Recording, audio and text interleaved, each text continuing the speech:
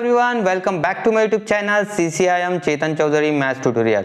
और क्लास 12 के स्टूडेंट्स के लिए हम लेकर आए हैं 45 डेज का study plan for your board examination 2024।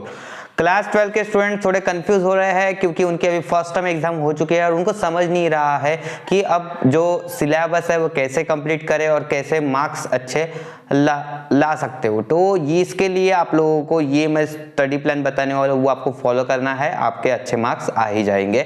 आराम से आप 85% के ऊपर निकाल सकते हो। सिर्फ आपको ये 45 डेज का प्लान जो है वो आपको फॉलो करना पड़ेगा, क्योंकि अभी फर्स्ट टर्म एग्जाम जो थी आपकी आई ओपनर थी, क्योंकि उसमें आपको पता चल चुका है बहुत सारी डिफिकल्टीज आप लोग फेस कर रहे हो। आपको को समझ नहीं रहा है कि वो एक तो टाइम एडजस्ट नहीं हो रहा है बच्चों का, मतलब टाइम मैनेजमेंट का इशू आ रहा है। फिर वो एग्जाम में जाने के बाद सारे क्वेश्चन आंसर भूल रहे हैं, ठीक है, जो कुछ पढ़ा कंसेप्ट है वो सब भूल रहे हैं, ना तो उनको कैलकुलेशन आ रहे हैं।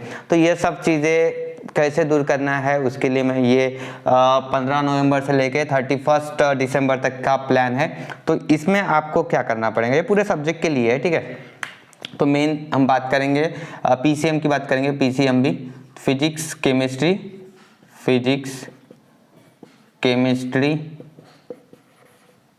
मैथ्स बायोलॉजी, ठीक है। अब बायोलॉजी रहेगा, किसी का CS भी रह सकता है, कंप्यूटर साइंस रह सकता है, वोकेशनल में जो भी कुछ सब्जेक्ट रहेंगे उस हिसाब से।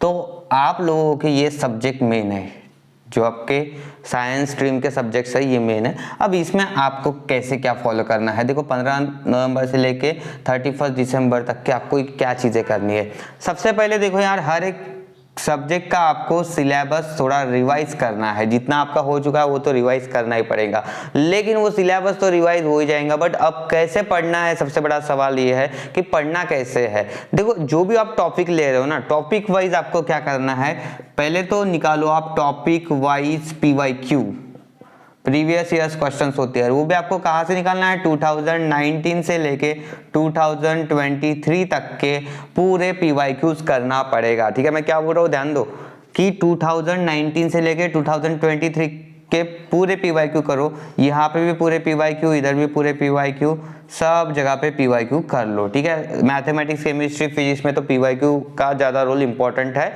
ठीक है। अब जब आप फिजिक्स की बात करें तो फिजिक्स में आपके न्यूमेरिकल्स इंपॉर्टेंट है, तो ये न्यूमेरिकल्स आपको करना ही पड़ेगा।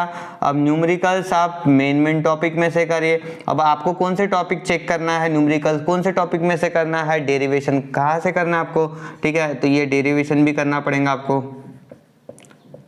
अब देखो ये कहाँ से करेंगे आप, जो पहले PYQs देखो, आप पिछले 4-5 सालों के PYQs देखो, उसमें क्वेश्चन टाइप देखो कि कौन से यूनिट में से कौन से टाइप का क्वेश्चन पूछा गया है, या न्यूमेरिकल कौन से टाइप का पूछा गया है, किस यूनिट से न्यूमेरिकल आए। तो उसी टाइप के न्यूमेरिकल्स आपको अलग अलग थोड़े प्रैक्टिस करना है, ये इंपॉर्टेंट है फिजिक्स। क्योंकि बच्चों का टफ इसलिए जाता है फिजिक्स, क्योंकि फिजिक्स पहले थोड़ा सा मन में डर रहता है कि फिजिक्स टफ है, तो जिस वजह से पहले ही कॉन्फिडेंस लो हो जाता है और बच्चे अच्छा कर नहीं पाते हैं। लेकिन मैं बोलता हूँ कि पहले थ्योरी कर लो, ठीक है। अब थ्योरी प्लस पॉइंट है कि सबको थ्योरी करना ही पड़ेगा, थ्योरी के तो मार्क्स फिक्स होते हैं। अब थ्योरी में जो होते हैं डेफिनेशन, हर टॉपिक की डेफिनेशन है वो कर लो, उसके बाद SI यूनिट वगैरह जो कुछ रहेगा उसकी पूरी थ्योरी कर लो, डेरिवेशन तो करना ही पड़ेगा, ठीक है। लेकिन मैं बोल के रहा हूँ कि जो PYQs है ना, उससे रिलेटेड वाले क्वेश्चंस देखना है, ठीक है। वो रिलेटेड वाले क्वेश्चंस इसमें से कर लो। अब सेम टाइप के तो क्वेश्चन रिपीट नहीं होने वाले ज़्यादा तक के, तो फिर आप क्या करो, उस टाइप के क्वेश्चंस करो। जैसे न्यूमेरिकल है एक टाइप का,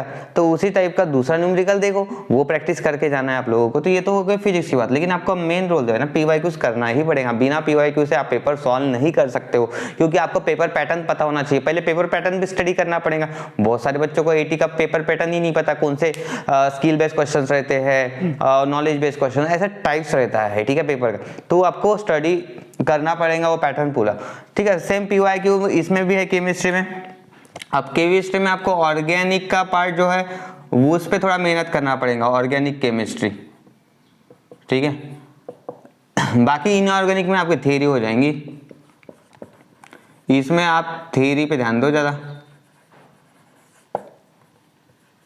थ्योरी पे ध्यान देना। ऑर्गेनिक केमिस्ट्री में आपके रिएक्शंस की प्रैक्टिस करो, जितने भी रिएक्शंस है PYQs आए हैं, ठीक है। तो प्रीवियस ईयर क्वेश्चंस में आप देखिए रिएक्शंस किस टाइप की पूछे गए हैं, बस वही आपको अच्छे से प्रैक्टिस करना होता है। अब आता है अब मेन सब्जेक्ट की तरफ, मैथमेटिक्स की तरफ। अब मैथमेटिक्स में आपको पता ही है मेन टॉपिक्स आप वेक्टर्स करिए, ये ज़्यादा वेटेज का वेक्टर्स प्लस ट्रिग्नोमेट्रिक फंक्शन, ये टॉपिक आपको अच्छे से करना ही पड़ेगा। ट्रिग्नोमेट्रिक फंक्शन ट्रिगो प्लस अब आपका मेन टॉपिक है, और कौन सा टॉपिक करना पड़ेगा, देखो लॉजिक इजी है, लॉजिक करना ही पड़ेगा, 8 मार्क का टॉपिक है आपका। इंटीग्रेशन और डिफरेंशिएशन, डिफरेंशिएशन AOD, ये तो सबसे ज़्यादा वेटेज वाले चैप्टर्स है, ये आपको करना पड़ेगा। ठीक है, ये इसमें से आप एक भी स्किप नहीं कर सकते हो। ठीक है, बाकी लाइन प्लेन में से आपने स्किप कर दिया, LPP स्किप कर दिया तो भी चलेगा, क्योंकि ऑप्शंस में आते हैं बाकी। तो ये तो पूरे PYQs करने पड़ेंगे, प्लस आपको करने पड़ेंगे इसके थ्योरम्स। अब थ्योरम्स आपको करने होते ही है, थ्योरम्स आप कौन से करेंगे, तो देखो आपको पार्ट 1 की थ्योरम्स करना है, वेक्टर में से करनी है पार्ट 1 की थ्योरम, और trigonometric function, cosine rule, trigonometric function है, और पेयर ऑफ स्ट्रेट लाइंस, ये 3 टॉपिक की करना है। ठीक है, इसमें से कोई एक थ्योरम आ सकती है। अब ये तो हो गई पार्ट 1 की बात। पार्ट 2 में से डिफरेंशिएशन की थ्योरम करो, जैसे कि चेन रूल है, पैरामीट्रिक है, वो कर लो आप, पैरामीट्रिक फंक्शंस का डेरिवेटिव, इनवर्स, ये 3 थ्योरम्स है वो कर लो। उसके बाद integration UV/dx, integration by parts theorem, और ये कुछ प्रूव कर लेना, √(x² + a² dx, ये मैंने अपने प्लेलिस्ट में डाले हैं पूरे IMP क्वेश्चंस, वो वहाँ पे आपको मिल जाएंगे, IMP सीरीज बैच। ठीक है, IMP सीरीज बैच अपने CCM मैथ्स ऐप पर लॉन्च भी कर दिया है, उसमें सब most important question 2024 board exam के लिए वो सब मैं अपलोड कर रहा हूँ सोल्यूशन के साथ। ठीक है, तो मैं पढ़ा भी रहा हूँ, तो वो आप ज्वाइन कर सकते हो, सिर्फ 999 का कोर्स है। बायोलॉजी और CS PYQs, CS में तो स्पेशली प्रोग्रामिंग की तरफ आपको ध्यान देना पड़ेगा, प्रोग्रामिंग इस पे थोड़ा ध्यान दो।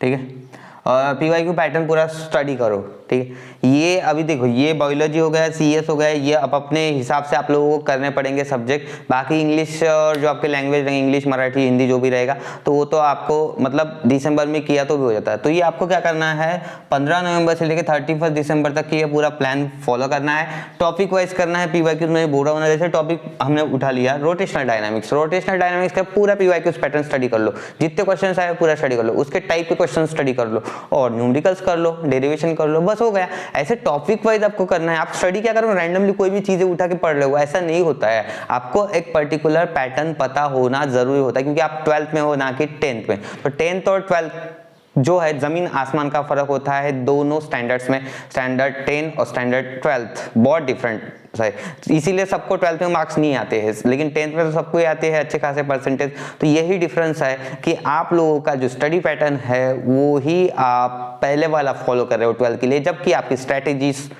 You have to change your strategy. बिना स्ट्रेटेजी चेंज किए आप स्कोर नहीं कर सकते हो, क्योंकि कम टाइम में यहाँ पे आपको अच्छे मार्क्स लाना है, तो यहाँ पे स्मार्ट स्टडी करना पड़ता है। हार्ड वर्क तो करना पड़ेगा साल 1.5 साल, लेकिन अब लास्ट टाइम जो बचे 45 डेज में आपको करना पड़ेगा स्मार्ट वर्क। यही होता है कि कम टाइम में हम कैसे अपना सिलेबस कवर करें। आपकी टेस्ट सीरीज इंपॉर्टेंट है, तो ये भी बचा हुआ है कि यहाँ पे आपको test papers important role play करेंगे आपके स्कोर के लिए। टेस्ट पेपर्स, कोचिंग के जो टेस्ट पेपर्स है वो करो, यूट्यूब से जो आपको मिल रहा है कंटेंट वो भी करो। अब YouTube पर बहुत सारे चैनल्स दे रहे हैं आपको, फ्री कंटेंट दे रहे हो, तो वो भी फॉलो करो। हमारे चैनल पर भी मैथमेटिक्स का कंटेंट आ रहा है। ठीक है, तो ये आप कर सकते हो बिल्कुल। और मैंने पहले बोला था कि जितने प्रीवियस ईयर्स जो हुए हैं क्वेश्चन पेपर्स वो आपको फॉलो करना है। ठीक है, मैंने पेपर सॉल्यूशंस अपलोड करके रखे हैं, हर साल मैं पेपर सॉल्यूशन देता हूँ क्लास 12 के लिए मैथमेटिक्स का, तो वो आप देखो अच्छे से, उसको स्टडी करो। बस आपको ये 45 डेज का प्लान अगर आपने कंप्लीट कर दिया हर सब्जेक्ट वाइज, तो मुझे नहीं लगता है कि आपका जो है मतलब स्कोर कम आएगा, बिल्कुल नहीं आ सकता। आप आराम से 85% ला सकते हो अगर इतना ही आपने सब कुछ कर लिया। जो मैं बता रहा हूँ उसको अगर आपने प्रॉपरली फॉलो किया। वन शॉट रिवीजन लेक्चर करना जरूरी है। जो वन शॉट रिवीजन लेक्चर्स होते हैं वो काफी हेल्प करते हैं, क्योंकि आप पूरे चैप्टर का जो समरी होता है ना, वन शॉट रिवीजन लेक्चर में हो जाता है, जिसमें आपके हर एक एक्सरसाइज के कंसेप्ट क्लियर हो जाते हैं। ठीक है, हम बात करें फिजिक्स के तो फिजिक्स के पूरे कंसेप्ट क्लियर हो जाते हैं, इंपॉर्टेंट डेरिवेशन पता चल जाते हैं। तो ये सब आपको करना है इन 45 डेज में, क्योंकि इसके बाद आपको टाइम नहीं मिलने वाला है। जनवरी में आपको पता है आपकी चालू हो जाती है प्री बोर्ड एग्जाम, तो प्री बोर्ड में आपको अच्छा परफॉर्म करना है, तो इसलिए पहले ही आप लोग का 31 दिसंबर तक के पूरा प्रिपरेशन प्लान ओके हो जाना चाहिए। फिर आप प्रैक्टिस कर सकते हो, फिर हमारा जो प्रैक्टिकल एग्जाम रहने वाला है फिर उसके वजह से आपको टाइम नहीं मिलेगा, उसके बाद सबमिशंस रहेंगे असाइनमेंट, तो आपको टाइम नहीं मिलने वाला है। इसलिए आपको दिसंबर तक के पूरा सिलेबस रैप अप कर देना है, खत्म कर देना है भाई। और आप लोगों को ये स्टडी प्लान पूरा अच्छे से समझा दिया मैंने। आई होप सभी को अच्छे से समझ में आएगा। प्लीज वीडियो को लाइक कर दीजिए, शेयर कर दीजिए और ये वीडियो बाकी स्टूडेंट्स तक के शेयर जरूर करें। Thank you, bye.